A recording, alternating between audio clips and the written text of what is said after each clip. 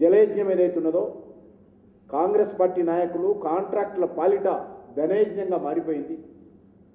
మరి ప్రజాధనము advance mobilisation పేరు మీద ఈరోజు కాంట్రాక్టుల జేబుల్లోకి, పాలక పార్టీ నాయకుల జేబుల్లోకి వేల కోట్లు వెళ్ళాయి తప్ప ఈరోజు ప్రజలు ఈ ప్రాజెక్టు కనుచూపు మేరలో పూర్తవుతుందన్నటువంటి ఆశ కూడా వదులుకున్నటువంటి పరిస్థితి. ఏ సాగునీటి ప్రాజెక్టు నిర్మాణం చేస్తున్నటువంటి ప్రాజెక్టు సైట్లలో కనీసం వాచ్మెన్ కూడా లేడు, మిషనరీ లేదు, క్యాంప్ ఆఫీసులు ఎత్తేశారు, ఇంజనీర్స్ వెళ్ళిపోయారు, లేబర్ వెళ్ళిపోయింది, కనీసం వాచ్మెన్ కూడా లేనటువంటి పరిస్థితి ఈరోజు ఆ సాగునీటి ప్రాజెక్టుల దగ్గర ఉంది. అంటే అన్ని ప్రాజెక్టులు ఇది అది కాదు అన్నీ మరి ఈ రకమైనటువంటి పరిస్థితి ఉన్నది. దానికి తోడు ఈరోజు పెట్టుబడుల సంక్షోభం, పెట్టుబడులు ఎవరు కూడా ఆంధ్రప్రదేశ్కు మేము ఈ ప్రాజెక్టు పెడతాము, ఈ పరిశ్రమ పెడతాము, ఈ రంగం మీద వస్తాము అనేటువంటి ధైర్యము, సాహసము చేయలేనటువంటి పరిస్థితులు ఉన్నాయి. ఏ ఒక్క వ్యక్తి కూడా చివరకు మన రాష్ట్రంలో ఉన్నటువంటి పారిశ్రామికవేత్తలు కావచ్చు, మరి మన రాష్ట్రంలో ఉన్నటువంటి వ్యాపారవేత్తలు కావచ్చు, మన రాష్ట్రంలో పెట్టడానికి సిద్ధంగా లేరు, విదేశాలలోని ఇతర రాష్ట్రాలకు వెళ్లాల్సినటువంటి పరిస్థితి ఏర్పడింది.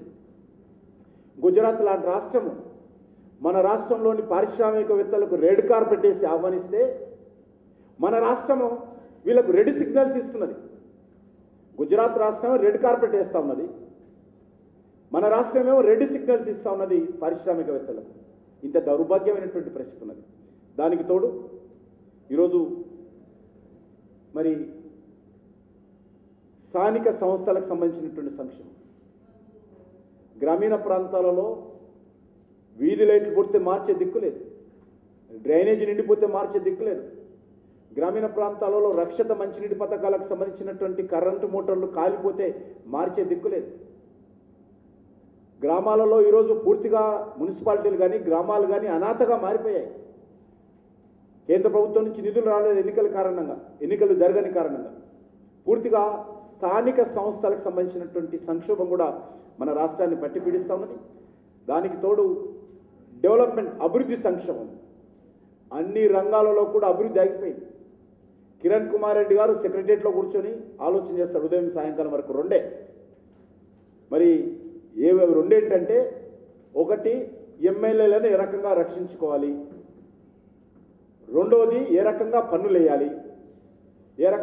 వేయాలి. కిరణ్ కుమార్ రెడ్డి గారు ఈరోజు పన్నుల కుమారెడ్డిగా మారిపోయాడు. టోటల్గా సందు దొరికితే చాలు, అవకాశం దొరికితే చాలు, ఏ రకంగా మనం పన్నులు వేయచ్చు, ప్రాపర్టీ ట్యాక్స్ ఏ రకంగా పెంచవచ్చు, రిజిస్ట్రేషన్ ఛార్జెస్ ఏ రకంగా పెంచవచ్చు, మోటార్ వెహికల్ ట్యాక్స్ ఏ రకంగా పెంచవచ్చు, ఎలక్ట్రిసిటీ ఛార్జీలు ఏ రకంగా పెంచవచ్చు. చివరకు కిరణ్ కుమార్ రెడ్డి గారు ఏ రకంగా ఉందంటే ప్రజలు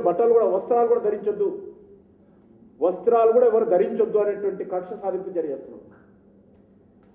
వస్త్రాలు కూడా ఎవరు ధరించొద్దు, మీరు ఆటవిక రాజ్యంలో ఉండే విధంగా ఉండండి అనేటువంటి సందేశం ఇస్తున్నా నాకు అర్థం కావడం లేదు. ఈరోజు కర్ణాటకలో కానీ తమిళనాడులో కానీ మరి ఛత్తీస్గఢ్లో కానీ మహారాష్ట్రలో కానీ ఎక్కడ కూడా లేని విధంగా ఈరోజు ఈ ప్రభుత్వం అన్ని రకాల పన్నులు వేయడం మొదలుపెట్టింది. వ్యాట్, వస్త్రాల మీద 5% వ్యాట్ ఎక్కడా లేదు దేశంలో.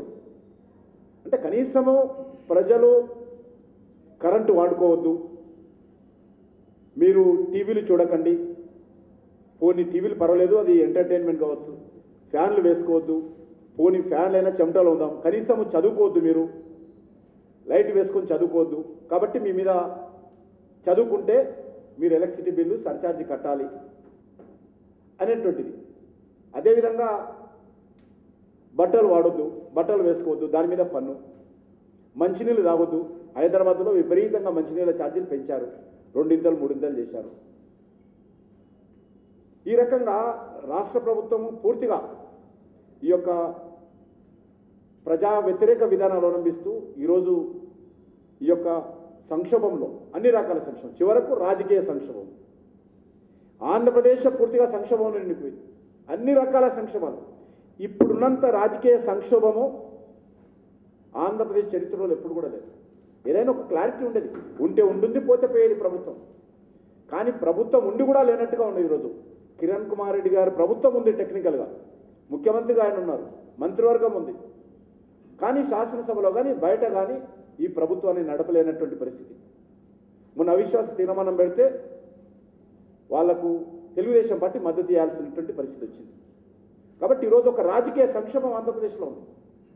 కాబట్టి ఈరోజు పూర్తిగా ఆంధ్రప్రదేశ్ ఉన్నటువంటి సంక్షోభం ఏదైతున్నదో దీనికి తోడు మరి కేంద్ర ప్రభుత్వం యొక్క అసమర్థత, కాంగ్రెస్ పార్టీలో ఉన్నటువంటి అనైక్యత, మరి ఈ ప్రభుత్వాలు అవలంబిస్తున్నటువంటి అవినీతి ఆంధ్రప్రదేశ్ను అనేక రకాలుగా ఈరోజు నెట్టివేసింది.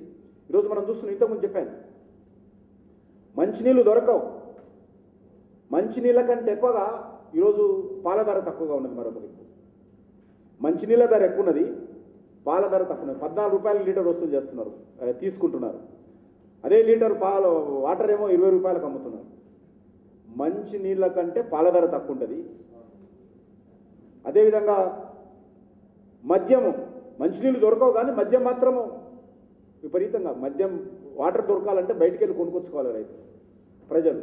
కానీ మద్యం మాత్రం బెల్టీ షాపులతోటి ఇంటి ముందుకు అమ్మకం పెట్టిండు కాంగ్రెస్ పార్టీ ప్రభుత్వం.